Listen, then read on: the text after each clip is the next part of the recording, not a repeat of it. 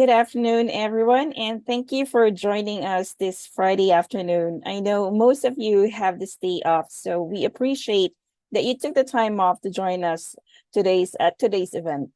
My name is May Thomas, and I am the Senior Marketing Specialist of DISS Training and Consulting, and I will be your host for today. DISS is extremely honored to collaborate with Ashghal for today's webinar on empowering preparedness, fire risk assessment, evacuation, and drills for a safer tomorrow. Just a quick overview or information. Fire risk assessment, fire safety plan, fire emergency drill are one of our consultancy services, which we are offering under the Occupational Health and Safety Program. All right. Now, a few reminders before we start today's event. Number one, to ensure that everyone participates actively and enjoys our webinar, we kindly ask that your microphone be muted to prevent background noise from interfering with our speaker's presentation. Number two, may I ask everyone to double check the name displayed matches the name that you use to register. Number three, if you have any questions or need any clarification throughout the presentation, kindly write them down or post a message in the chat area, and we'll respond during the allowed Q&A segment at the end of the webinar. Number three, if you have any technical problems or concerns, you can also send a message in the chat room. And lastly, although it is optional to turn on your camera, we do encourage you to do so because we will be uploading photos from this event on all of our social media channels. All cool? Great. Now, to start our program and to give us a few words to kick off this event, let's all welcome Ashghal's Senior Safety Specialist, Mr. Yasser Berzan. The evacuation and the evacuation drill to increase the awareness for the fire prevention and the control measures, which will be required to be implemented in our projects, in Ashghal projects and in workplace, to be matching with the local legislation, such as everyone here knows about the QCS 2014, about the training must be conducted at minimum twice per year, and also the civil defense requirement. At the end, thank you all for attending. I hope, inshallah, you'll be enjoying and coming, participate and contribute for this awareness online. Thank you all. Thank you, May. All right, thank you very much, Mr. Yasser, for that introduction and insightful remarks. Now, without further ado, allow me to introduce our webinar speaker, Mr. Ramon Gapasin II. And let me give you a brief background about our speaker for today. Ramon Gapasin is a 2022 recipient of the World Safety and Health Asia Safety and Influencer Award, a chartered member of the Institution of Occupational Safety and Health, a certified safety professional by the Board of Certified Safety Professionals accredited in the United States of America, and a lead auditor for HSE ISO standards. Now, Ramon has carried out fire safety inspections at numerous workplaces in various sectors, such as the Ministry of Education and Higher Education Complex, 300 government schools in Qatar, and 4 central markets where he oversaw a fire drill that was observed by Qatari civil defense officials. Now, following the standards of QCS 2014 and NFPA, he also educated and developed more than 1,000 fire wardens, basic firefighters, and fire marshals through practical and planning phases with the help of training accreditations organizations like IOSH, HABC, IRSM, and a lot more. Now, let's all extend a hearty welcome to Mr. Ramon Gapasin II. Mr. Ramon, take it away. All right, thank you very much, Ms. May. Gladly, it was a good introduction, and thank you, Mr. Yasser, also for enlightening us with a little bit of background from Ashghal. So anyway, thank you very much, guys, for attending this session today. I do hope that you'll be getting something out of the course It's actually a webinar. It's a short 1 hour discussion that we're gonna have here. So hopefully you'll take away something out of this, and not only that you'll be applying it in your workplaces, but more so in your own household. Okay. Fire safety is for everyone. Everyone can agree on that. Like all health and safety courses, it is preparing us for something that we will not be expecting. So part of that preparation is that we need to be proactive. Everyone in the workplace can have this mentality that health and safety is just an icing on top of a cake, but it's not. Health and safety should always be your top priority because we are talking about life and we want to value life. And I'd like to take you on some of the history of the fires in the workplace. This information that I'm going to share to you are taken from the International Labor Organization. And these are some of the historical events that happened around the world, and they accounted it in ILO. 1911, New York, USA, 146 people were killed in a fire in a garment factory. 1988, Piper Alpha, UK, United Kingdom, North Sea, 167 killed by fire on an oil platform. 1993, Nakhon Pathom, Thailand, 188 killed in a fire in a toy factory. 2003, Station Nightclub, Rhode Island, USA, 100 killed in the nightclub fire. 2012, Karachi, Pakistan, 289 killed in a fire in a garment factory. 2012, Ashulia District, Dhaka, Bangladesh, 117 killed and more than 200 injured in a garment factory fire. 2013, Misha, China, Mishazi, China, 119 killed and more than 60 injured people in a food processing fire. 2014, Shuoguang, China, 18 killed and 13 injured in a carrot packaging factory. 2015, Valenzuela City, Philippines, 74 killed in a sleeper factory fire. 2019, Delhi's Anaj Mandi area in India, it killed 43 people in a garment factory fire. 2020, it's in Beirut port explosion in Lebanon. There were at least 207 deaths, 7,500 injured, fire caused by ammonium nitrate as it exploded. 2021, Rupganj, Dhaka, Bangladesh, at least 52 killed in a fire in a food and beverage factory.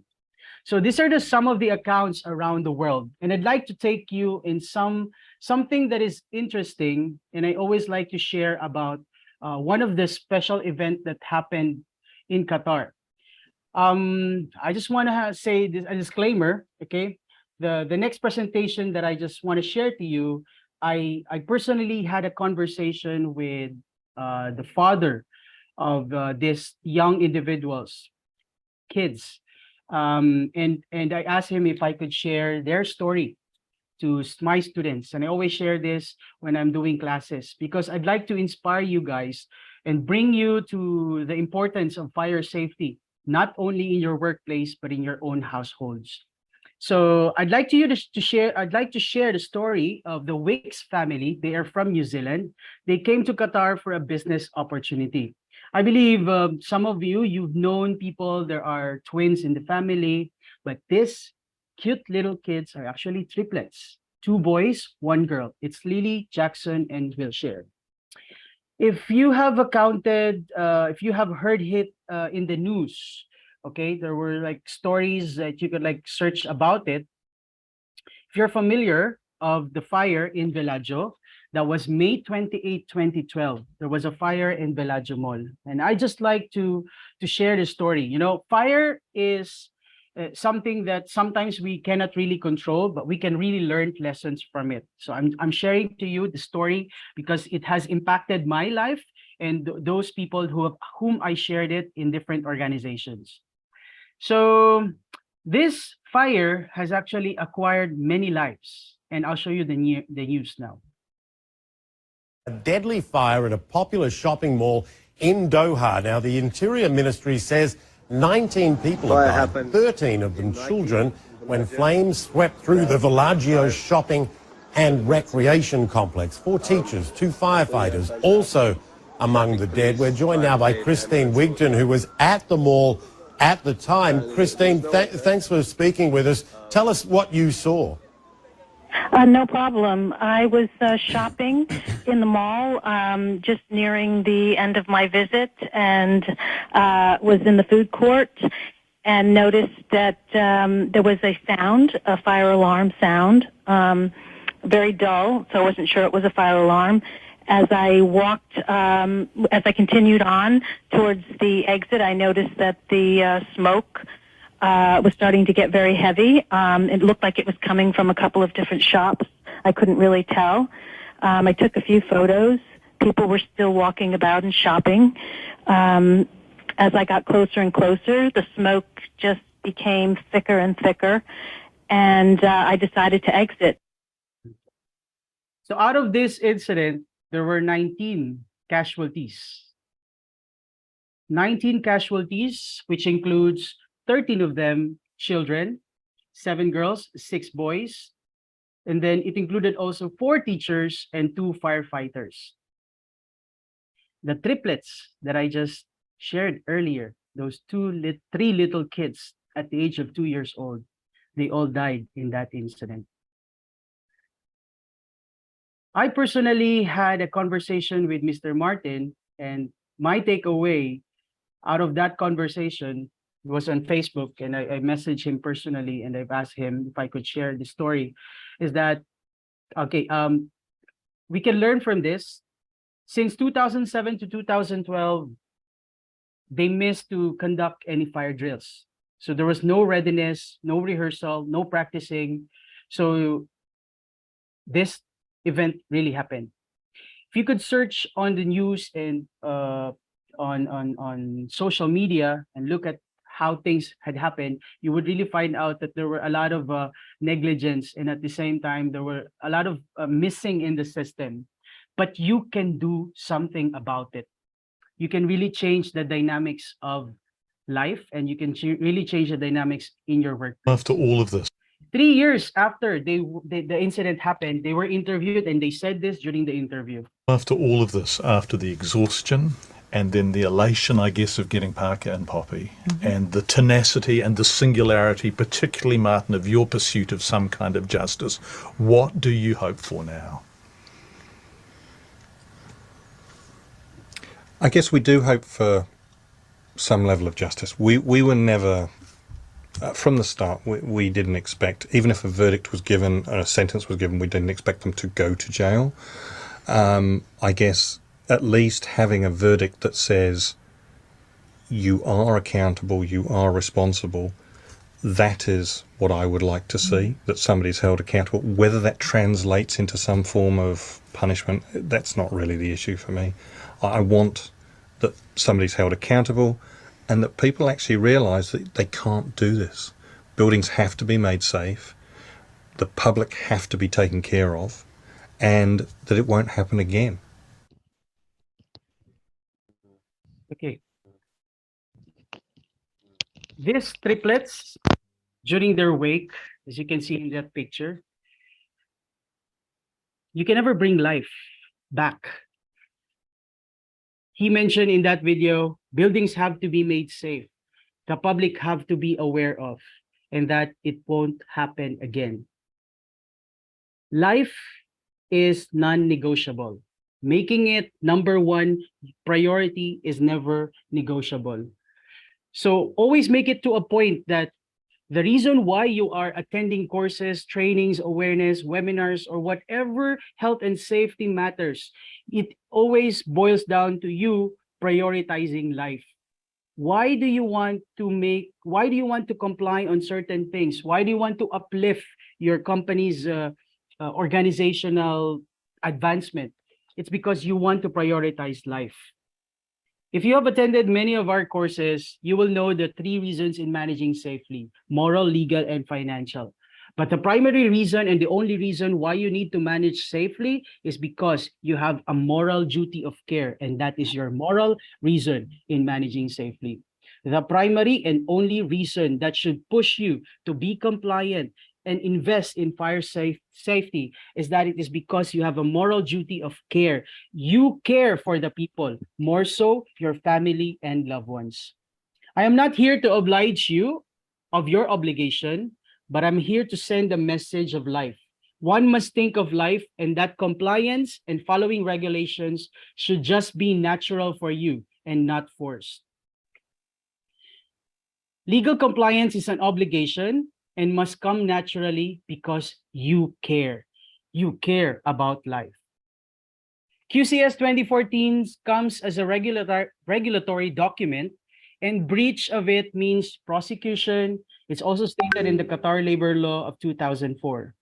And Qatar Civil Defense gives us information about compliance with requirements. And you guys can check this out in Qatar Civil Defense Fire and Life Safety Guidelines. You can even Google it. It's which also touch on the NFPA requirements, the National Fire Protection Association, the National Fire Codes, and you can look into that. I'll show you a video now which tells the compliance with these requirements. Otherwise, you pay fines and be put into jail because of failure of looking into your obligation. Speedy access to the scene is vital for civil defense authorities keen to ensure the security and safety of the community by quickly protecting them from danger. Extinguishing fires is not simply the role of the civil defense authorities. Such duties are also the responsibility of managers, owners, and stakeholders who should follow the necessary safety requirements provided for fluorescent security and the safety of people and property. Intentional or unintentional violation of these laws is a crime punishable by law. Many incidents can be prevented and automatically controlled. Regular maintenance of evacuation systems and alarms may protect individuals from danger and prevent casualties. But what could happen if these systems do not operate correctly? Some incidents may occur due to violation of civil defense regulations, either to save money or because of neglect. Anyone who intentionally or unintentionally sacrifices the security and safety of the community by failing to comply with regulations set out by the Civil Defense Authority will be met with the full force of the law. Other measures to prevent crimes have been taken by the civil defense. These measures include development of work procedures, intense education and awareness programs, and conducting training courses.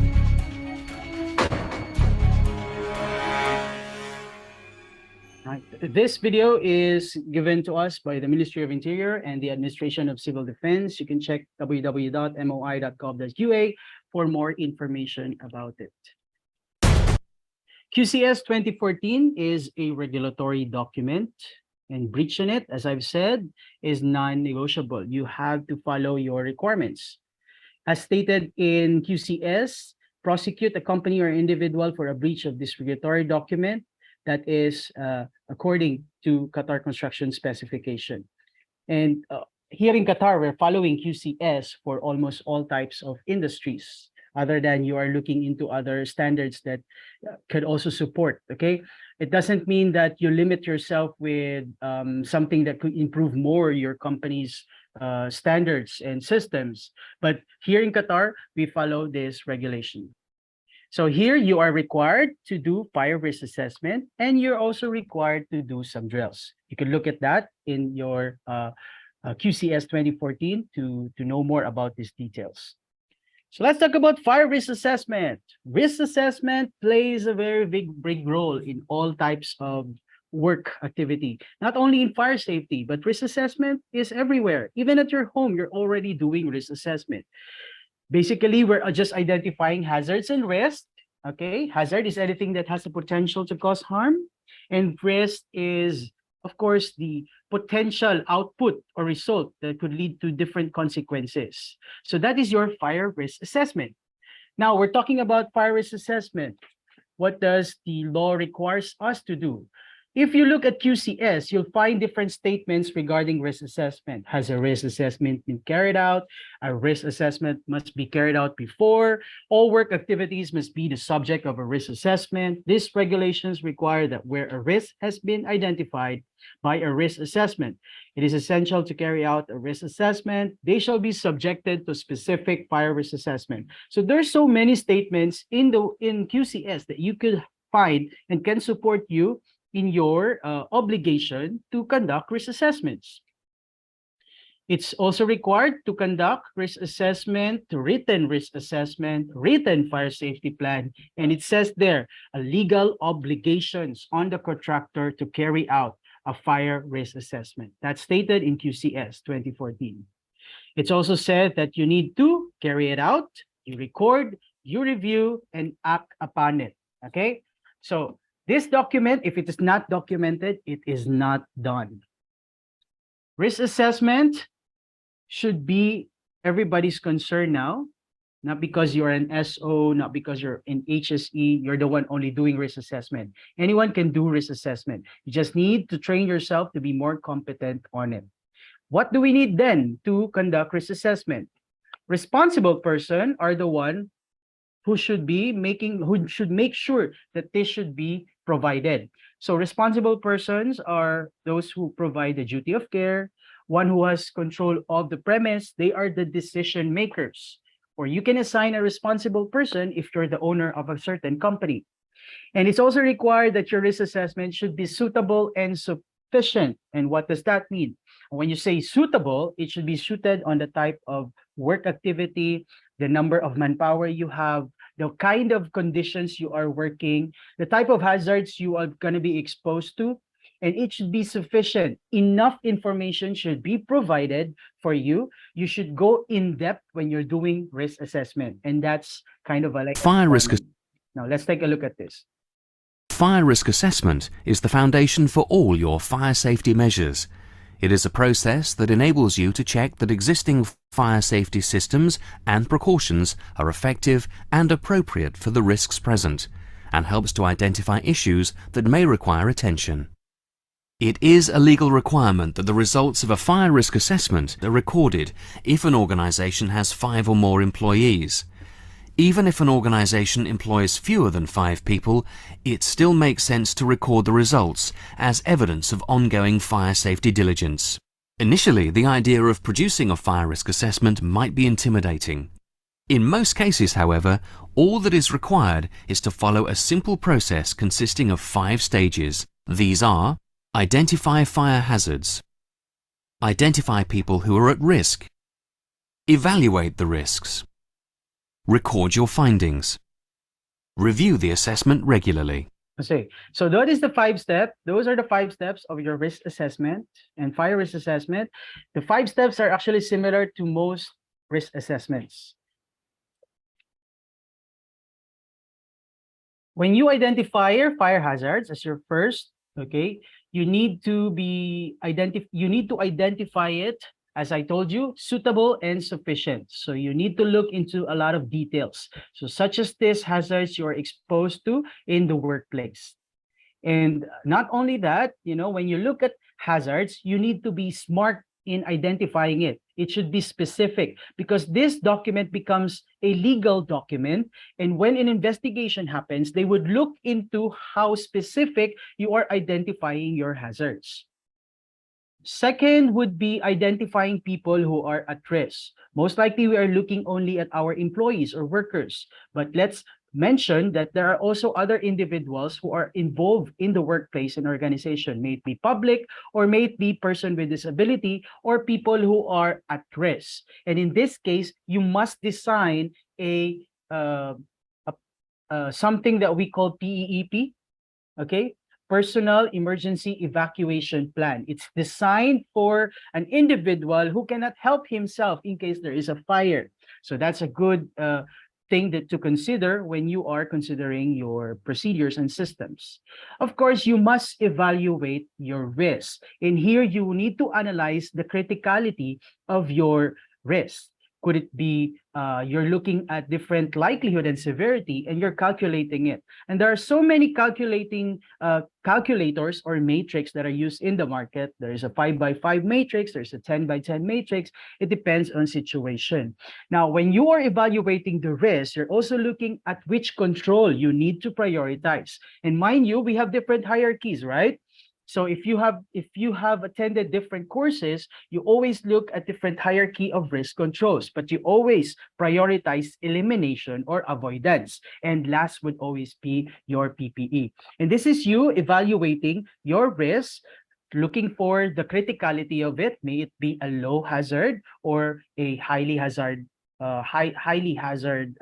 identified hazards and risks. So you need to detail which one do you need to prioritize and find out which control needs to be in place.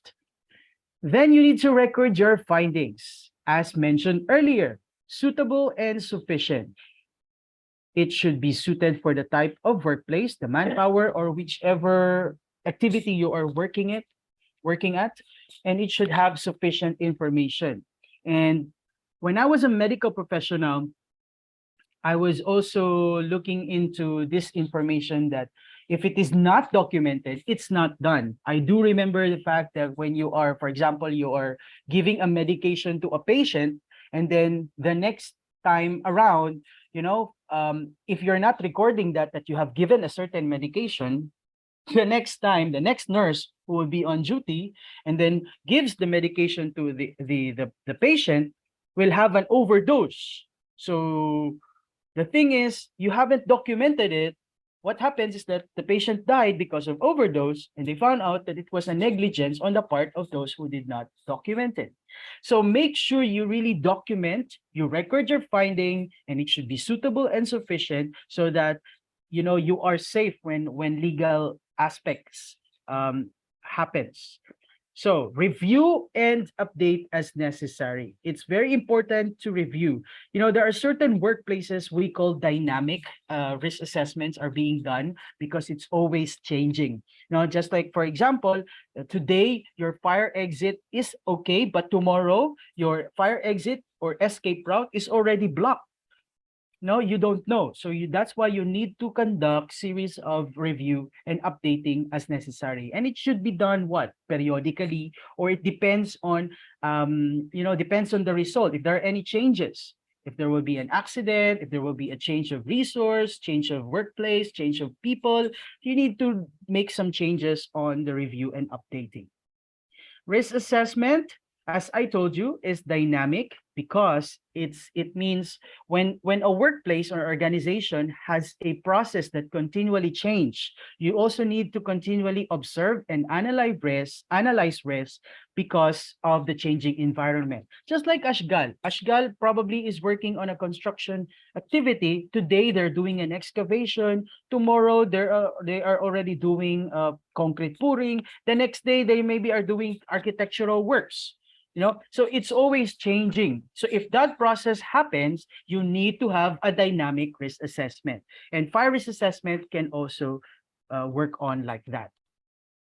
No one size fits it all. So that does mean that our risk assessment, our fire risk assessment may not be applicable to another industry. For example, you're working in an oil and gas industry. That doesn't mean that your risk assessment there is applicable to your office operations.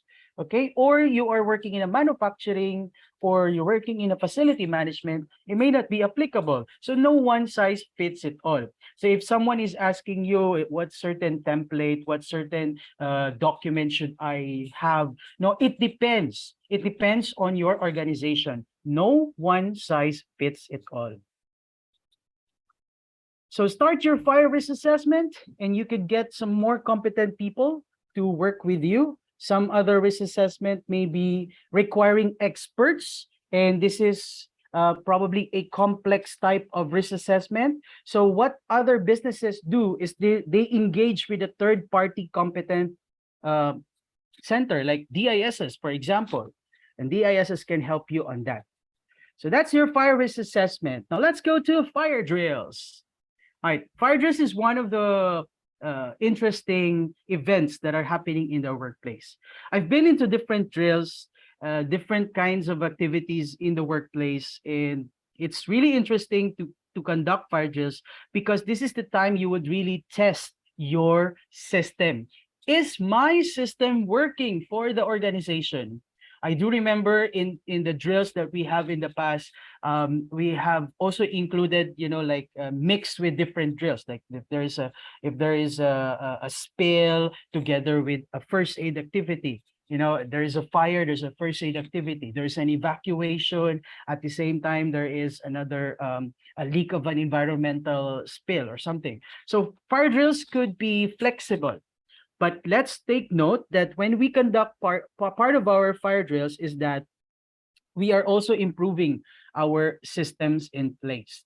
Okay, so just like other organizations in Qatar, they have been doing fire drills to improve their system.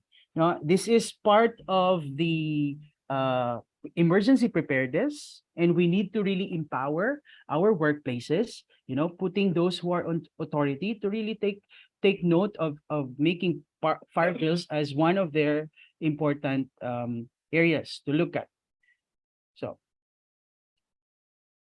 So for this to be effective, we really need instructions and training. A vital part of this training is, of course, your fire drill, which puts the emergency procedures into practice. The majority of us have experienced a fire drill at some point in our working lives. How many negative comments do you think you had acquired? Because, for example, there is an alarm sounds, and then it's a false alarm, okay? And then some people are just hearing this alarm from time to time. All right, so sometimes like, oh, this is a boring alarm again. I'm hearing it again. What is this? So sometimes they don't really know the gravity of it. They don't really know the importance of this. Fire drills are often perceived not necessary, and sometimes it's creating disturbance. But they are vital in an organization's fire safety arrangements. Don't you agree? Now, every individual in the workplace has a part to play in making the fire drill a successful exercise. Okay, so just like this example that I shared to you. As per QCS, fire drills should be done with appointed fire wardens to help you out as well, so that you could really practice fire drills, proper evacuation. You must rehearse your fire drills. You must record your fire drills. And Mr. Yasser has said it earlier, do it twice a year. Okay, no, it should be done not more than 6 monthly intervals. So that's in QCS 2014. It's stipulated in there. Again, appoint, rehearse, record, and conduct it twice a year. So if you want to do it more than twice a year, there's no issue on that. Okay, because practicing and rehearsing, again, it doesn't necessarily mean that you're only doing fire evacuation drill. You might acquire different drills along with it. Like you can do first aid drill, for example, or a spill drill, or whichever drill you want to do that it could be helpful in your workplace. So fire drills, it can save lives, definitely. Not knowing what to do or where to go in the event of a fire can cost lives through your indecision and delays. Having regular fire drills allows new and existing staff to become familiar with the organization's emergency procedures. Knowing what to do in an emergency means that people are less likely to panic and will be able to evacuate more quickly and safely. As the saying goes, guys, practice makes perfect. It highlights how effective emergency procedures are. If emergency procedures are ineffective, it can have serious consequences in real fire. Having regular fire drills allows for emergency procedures to be tested, to see if they work and to see if escape routes are effective, right? If things don't go according to plan, a fire drill provides an opportunity for learned lessons and revising our procedures. It also tests our warning systems. If occupants cannot hear the fire alarm, it can lead to evacuation delays. There should be a weekly fire alarm test anyway, or in some organizations, they're doing it on a monthly basis. However, a fire drill provides an opportunity to verify that the alarm is working. Sounders are functioning in all parts of the building, including those isolated areas, and people can hear the alarm clearly. Any alternative alert systems are working. So that is if you test the warning systems and if it highlights how effective emergency procedures are. Also, it tests our PEPs. I said this earlier, personal emergency evacuation plan. Anyone who cannot evacuate the building by themselves must have a personal emergency evacuation plan. This is for those, like, for example, disabled or having mobility issues, pregnant lady, or senior people. You know, it can be more difficult to evacuate others, especially where specialist equipment is required. A fire drill gives those responsible for helping others to evacuate the premise an opportunity to put the PEEP into practice, the personal emergency evacuation plan. Though this requires certain things to be done before setting off the fire alarm, you know, you have to also consider other things like deciding who should take part before conducting the fire drills. No, decide who should take part on it. Ideally, everyone should take part in the fire drill. However, this isn't always feasible due to particular roles of the nature of the workplace. For example, employees working on safety critical processes that can't be stopped wouldn't be able to participate. You must rotate employees so they can participate at least, you know, annually, or the one that we've mentioned earlier, twice a year. Then you can nominate observers. A suitable number of observers should be in place around the building to monitor and assess the fire drill. They should have training and instruction on what to observe and what to record.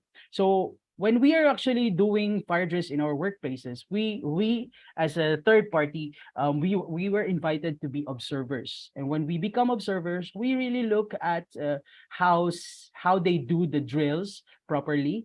And we of course look at the areas for improvement. We don't say negative feedback, but we just say areas for improvement. And of course, your good observations. And we really want to nominate observers within the organization as well, especially those who are decision makers. Then we inform staff and those with specific roles. Some recommend unannounced fire drills to mimic an actual fire situation and see what occupants would do. Others believe that surprise drills could cause panic and may introduce health and safety risks. Whether you inform all staff of the fire drill will depend on your workplace. If you tell all staff, provide them with the relevant details and inform them their participation is required. Those who have a specific role to play must be briefed on the details and told not to use firefighting equipment, such as extinguishers, during a fire drill, because you will only use this equipment, right, if you are trained to do so and it is safe to do so. Now, coordinating with others in the building. If the building is multi-occupied with different employers, it is important to coordinate with each other regarding fire drills. Make other people in the building aware of any intended fire drills, as they may want to participate or carry out their own. Now, can you imagine if you're working in a how many stories building, 30, 36, and then you have multiple organizations or other companies working in there. So you really have to have proper communication with them. Now, informing the alarm monitoring company and in fire rescue service. The last thing you want is that fire and rescue service turning up believing it is a real fire. And this actually happened in one of the hotels I conducted training before. They said like they weren't able to inform the civil defense. So when civil defense came, they had to sanction them and fine them because you see, when civil defense comes and it's a false alarm, they would bring all their gears with them, and that would be a cost from their end. So that's why false alarm should be really monitored properly. They can charge you for false alarm and may do so if they are not informed about the fire drill beforehand. If your fire alarm system is monitored, you must inform the alarm company or the fire and rescue service of the planned fire drill. So informing visitors and members of the public. If you expect to have visitors and members of the public on the premise during the fire drill, they must be informed. Otherwise, it could lead to unnecessary panic. And you're going to be doing your first aid then. Checking for any health and safety risks. Checking for any internal or external health and safety risks that could put people at harm during the fire drill. Example, maybe there's a severe weather forecast. Like nowadays, heat stress is our problem, right? If you haven't yet attended a heat stress training, you can do so with DASs, and of course internally you can do so as well. No, but now heat stress condition is one of the safety risks when we are conducting a drill, because now what is the temperature? It's rising 45, 50, and we're not even in the peak yet. But nowadays we're not looking at heat indexes only. We're also looking at the WBGT as required by the ministry. Okay, that is wet bulb globe temperature, and the requirement is do not go beyond 32.1 degrees Celsius. So just like that. Now, other than that heat stress risk, sleep hazards and any obstructions along the escape routes, and that's one thing that you need to look at. So guys, drills really build your preparedness muscles, and I hope that in the context of this short discussion that we talk about risk assessment and drills, you are ready and prepared to look more over your obligation. Obligation is already there. You are mandated to do your things, but you need to be inspired to do it. Okay. So what's out there? So just a little bit of what maybe you can improve in the near future. Maybe you want to look at these things as well. So now, since we are embracing innovations, AI has come in place as well. So maybe that could help you. And nowadays, practice makes perfect, not only in the workplace, but at home. You can even do your fire drills at your own house. And nowadays we can even use VR just to do some, like trainings internally. And of course, you can also do some trainings for the third party with some VR, and then you could really have a real life experience as if it's a real life experience. And of course, go for digital. Like, for example, when you're planning your drills, go for digital planners that can help you out. And nowadays, there are some materials that you could use to identify, like taggings that can easily identify how many people are in a fire drill when you're doing head counts and all.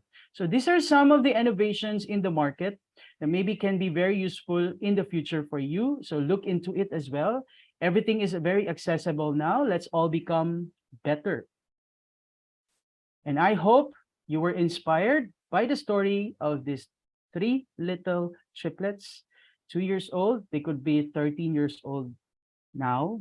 I hope their story has empowered you, and I hope that it will start changing the way you think. And that's it for this short webinar. Thank you very much. All right. Thank you very much, Mr. Ramon, for that knowledge-packed discussion. So I believe we can move on to our question and answer portion. I know that you have questions that you would like to ask our speaker for today. So if you do have any question, please, you can send me a chat message, or you can directly send it to Mr. Ramon Gapasin as well. So I believe we have a couple of minutes to entertain at least maximum 5 questions. If you have, just send us your question so we can answer it.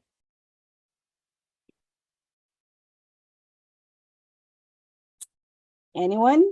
Or if you would like, or if you can't think of any questions for now, you can send us an email later on. I'll send you all the details later on, where you can send your questions.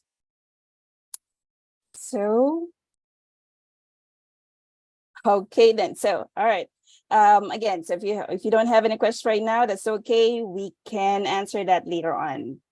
So there's no place to send the questions. I don't see the message right here. Yeah, you can send it directly to me, or you can raise your hand and Mr. Ramon will definitely answer it right now. The question I have is just what happened recently in my accommodation is there's a recent false alarm. Then we noticed that there's a fault in the system. But however, my question goes to that: if there is a false alarm, as per health and safety, we need to check and see whether it's false alarm, we'll see whether there is a fire, then before we raise the alarm to the authority. However, if people are out, they close their door. So how can we efficient this, that we need to raise alarm or is a false alarm? I believe you get my point. Mon?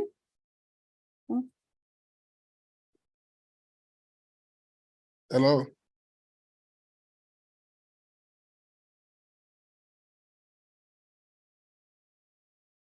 Okay, it seems that okay. Just give us a minute here. I believe Mr. Ramon got disconnected. Let's give him right back on and he will answer your question.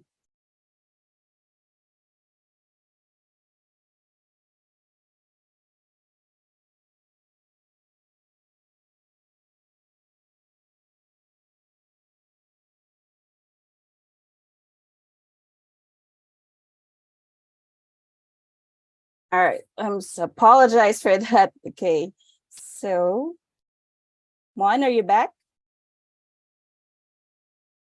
Oh, I was the one lost. Okay. Yeah, it seems you got disconnected. That's fine. So were you able to get the question from one of our attendees? I didn't get it actually. The last one I heard is that there was a fire accommodation in the accommodation. My question can goes you- like this. Yes, buddy. In where I stay, recently there's a lot of false alarm. So we get to know at the end of the day when we do the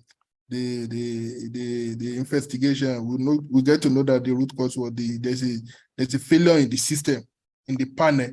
But however, before that, there's always been frequency alarm, false alarm.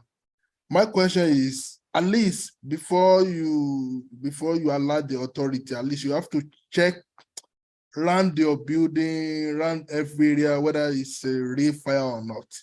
But where I stay, even down floor, some people have go to one place and close their door.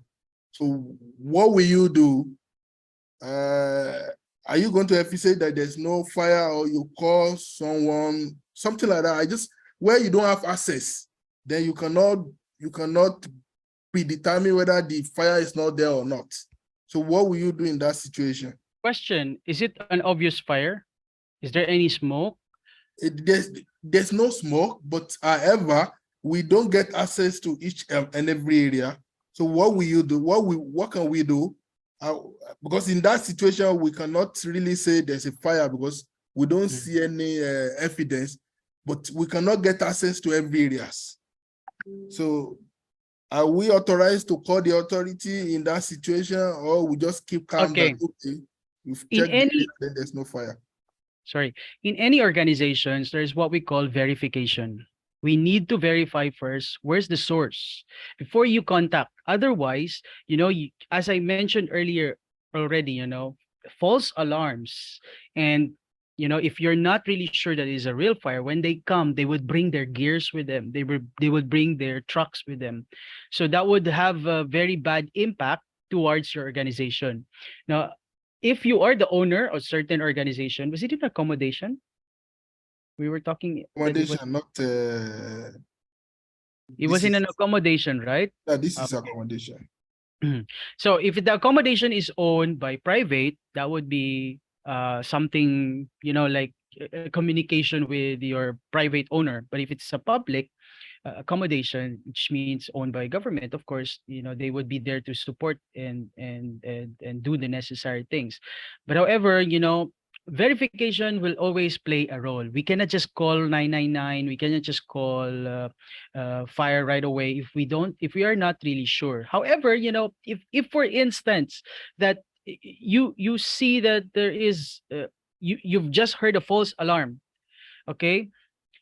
This false alarm will not only cause panic to you, but to the rest of the people in that building. So for sure, if that triggers the other people around that building, for sure they probably will trigger or call as well. So the only advice that I could give you is that you have to check again your system if there is a verification process, because in different organizations, even their accommodation, looking at how they would take care of the welfare of their people in the accommodation, they must also provide a verification process wherein if I am in the accommodation, if there's a fire in my accommodation, what would be the first step that I will do if there is a suspected fire? Will I be calling? Sorry to butt in. What I'm saying is that we check the panel down. We see where the room, where we see the number. But the issue is that we cannot get access to the building, to the room. You get my point right now. Oh yeah, It's yeah. a false alarm. That's quite challenging. Down, I get down, I see the panel, there's a written panel, there's a number on this area. Then I see that the second floor, this is where the issue is, but we cannot get access to inside because the person is not around. So looking at the root causes, my friend, it's really on the system failure, how they plan the system. A lot of I think we've visited some accommodations, some private owned accommodations, even like hotels.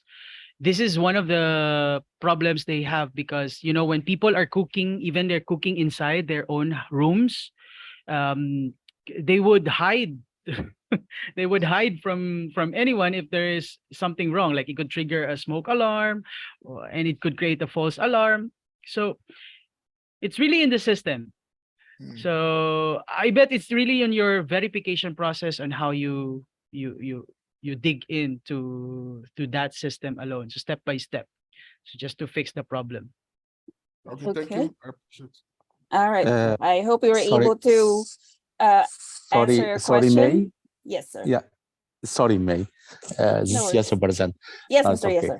Yes, sir. Yeah, just added one point. Not only in the hotel, that's a situation also. Maybe it can happen also that like a workers' camp.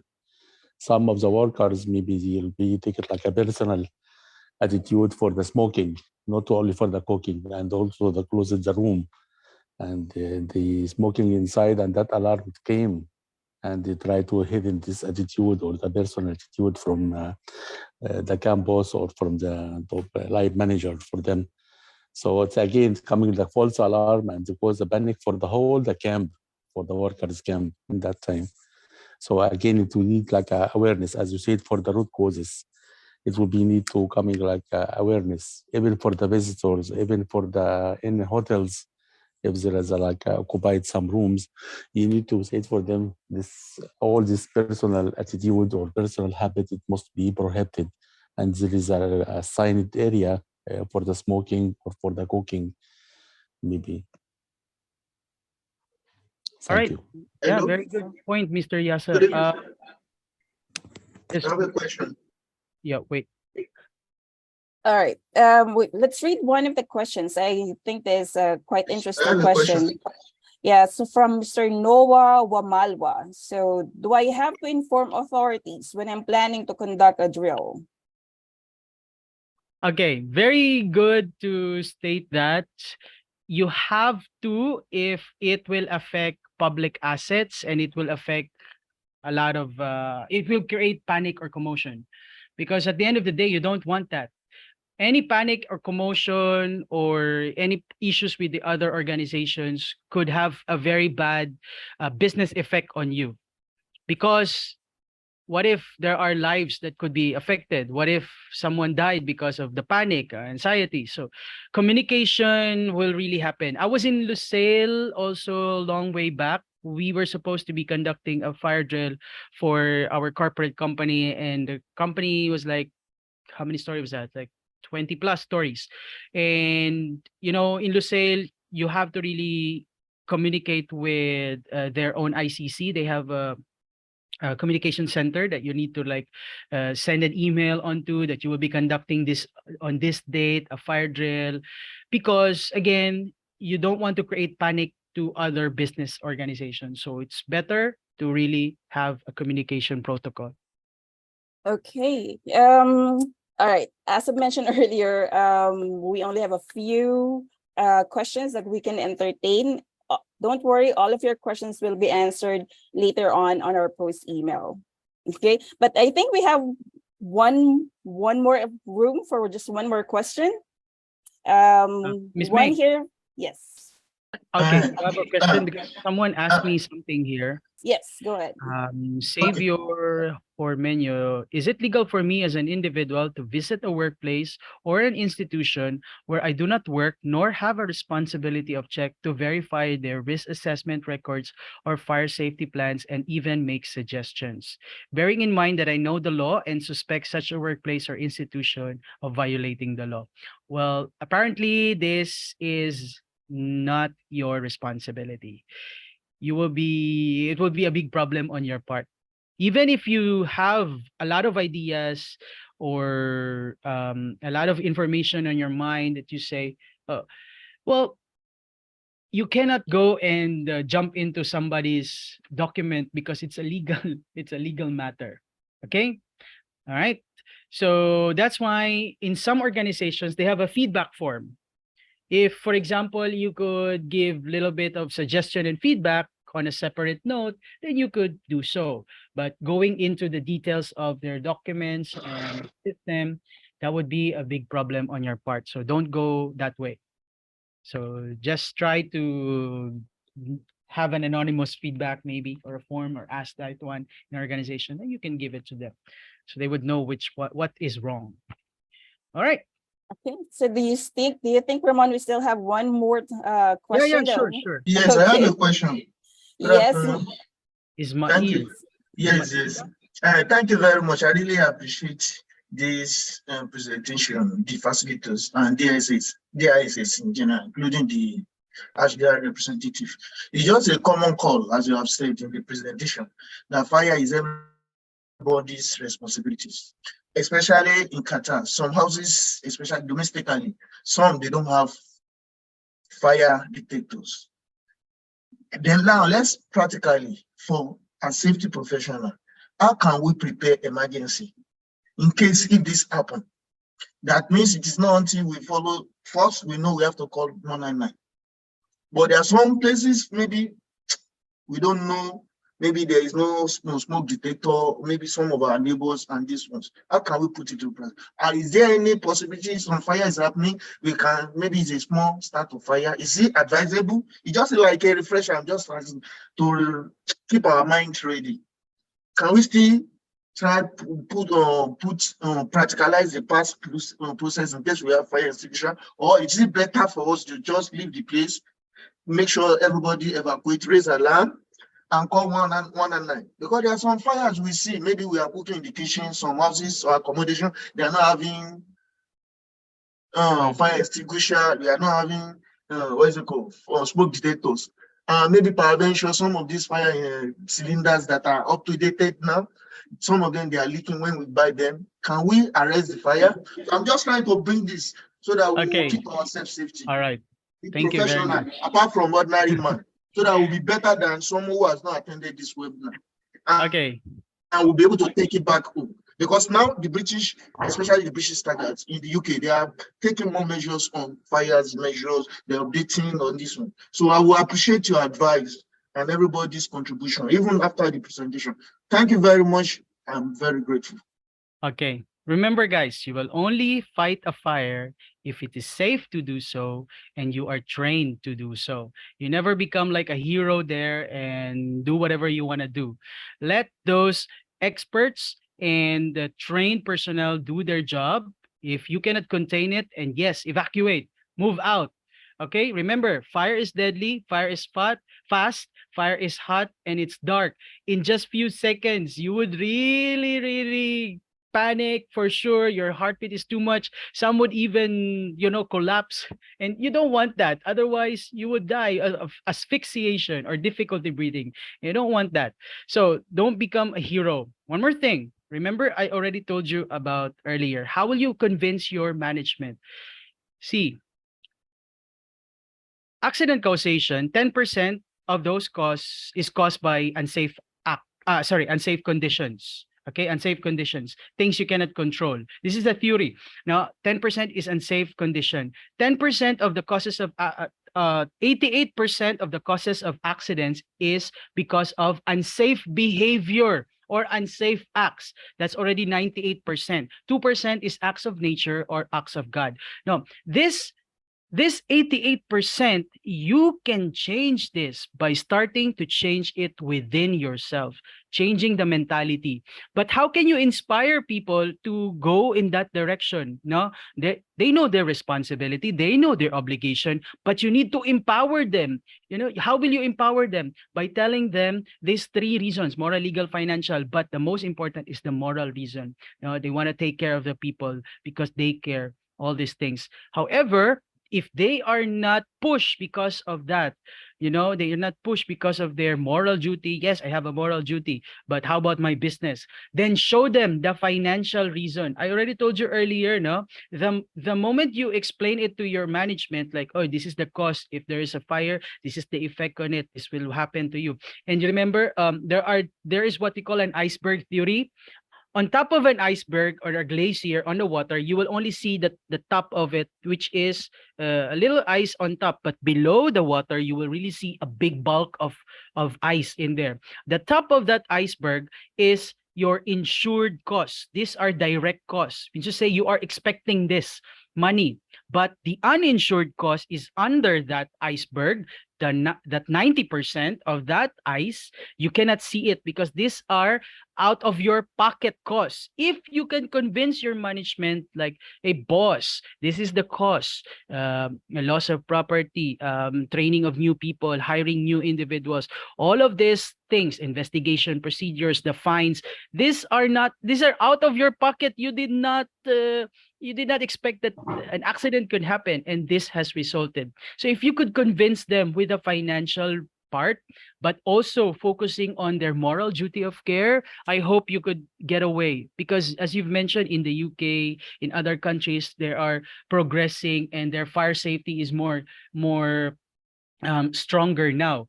Because you know why? They have learned lessons from the different incidents and accidents they had.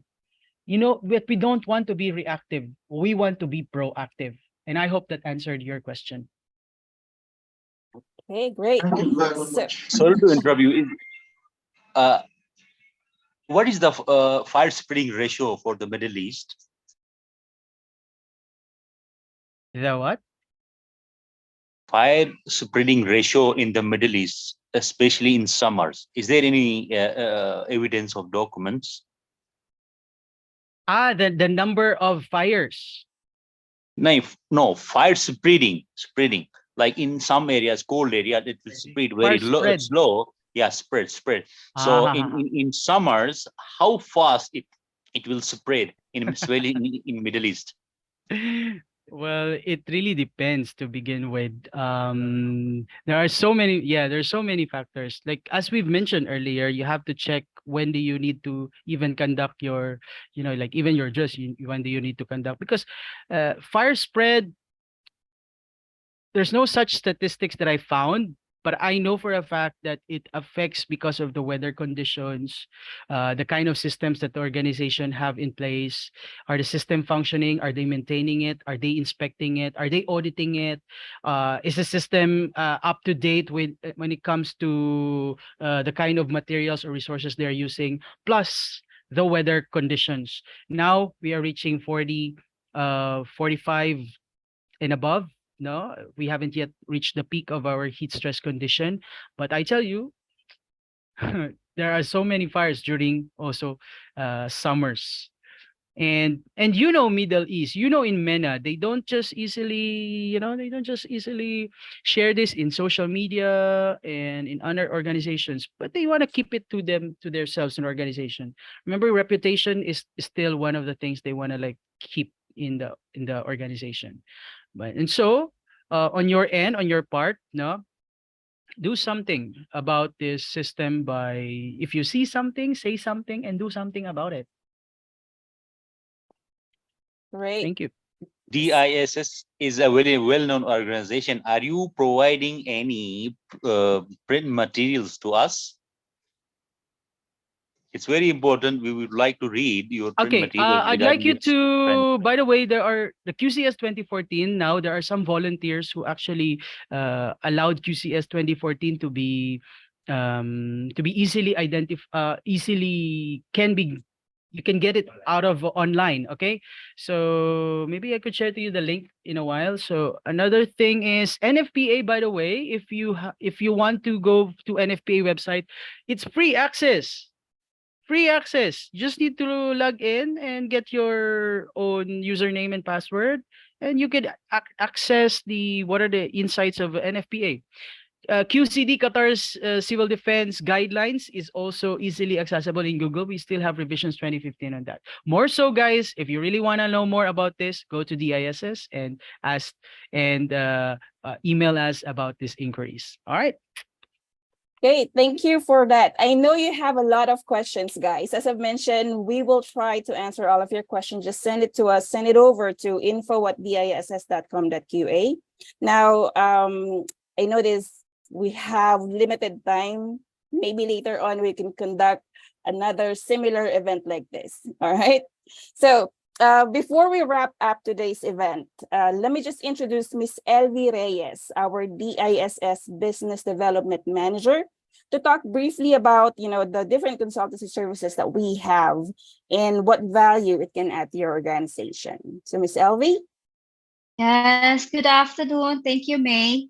First of all, thank you, Mr. Yasser, for this collaboration and Mr. Ramon for a great presentation. I hope everyone, thank you everyone for attending the our free webinar, and it's our pleasure to you guys to be you here in this event. Actually, Friday is a very important day for you, and it's your day off. So thank you so much. Please allow me to share to you what are the other services apart from this, and I just want to take this opportunity, guys. Apart from this virus assessment, if you can see my slide, the ISS is now increasing the number of consultancy services, and we are proud to say that the ISS has different type of consultancy services when it comes to management system and auditing. Of course, environmental consultancy services, most of you are with Ashghal and had a lot of projects with them. So CMP is one of our sellable consultancy services. And occupational health and safety, that is actually if you are less people, you would like, less people and you don't have services for people to do it, we are here to support you. And the new thing is that, of course, there is a process as functional safety consultancy, which is new in our list. And this is most likely in oil and gas field. So actually, if you think that the ISS can be help for you and any of our consultancy services, please, Ms. May will going to email all of you regarding the information where you can contact us. And yeah, we can, if you think that virus assessment is one of really requirement to your organization, we are here to support you. Just let us know, okay? Thank you so much, guys. Thank you. Thank you for that, Miss Elvie. And again, guys, I know this, we have limited time, but thank you again for attending today's webinar, Empowering Preparedness, Fire Risk Assessment, Evacuation, and Drills for a Safe Tomorrow. Now, if you have any questions or would like to get more information about training and consultancy services we are providing. Yes, Mr. Joshua. Yeah, based on this webinar presentation, are we going to receive any certificate on it? Yeah, that's why, okay, as I was saying, so if you have any questions or would like to get more information about the training and consultant services we are offering, you can email us at info@diss.com.qa. And okay, so answer your question, Joshua, and to everybody here. So you will be receiving an email within 24 to 48 hours. First, with the link of the recording of today's webinar, and also the ways you can request for the certificate of attendance. So please reply to that email that we will be sending within 24 to 48 hours. All right, all cool? Questions? Okay. All right then. So Okay. now, Yes. So how can we get the recording? So you will be receiving, as I've mentioned, within 24 to 48 hours, the recorded session link. And you can also check our YouTube channel. So we will be uploading it in our YouTube channel. Okay, thank you. All right, you're welcome. Okay, so guys, on behalf of the ISS and our presenter and our guest from Ashghal, Mr. Yasser, our guest speaker, Mr. Ramon, again, thank you for joining us today. And we hope that you have a good day. Enjoy the rest of the day.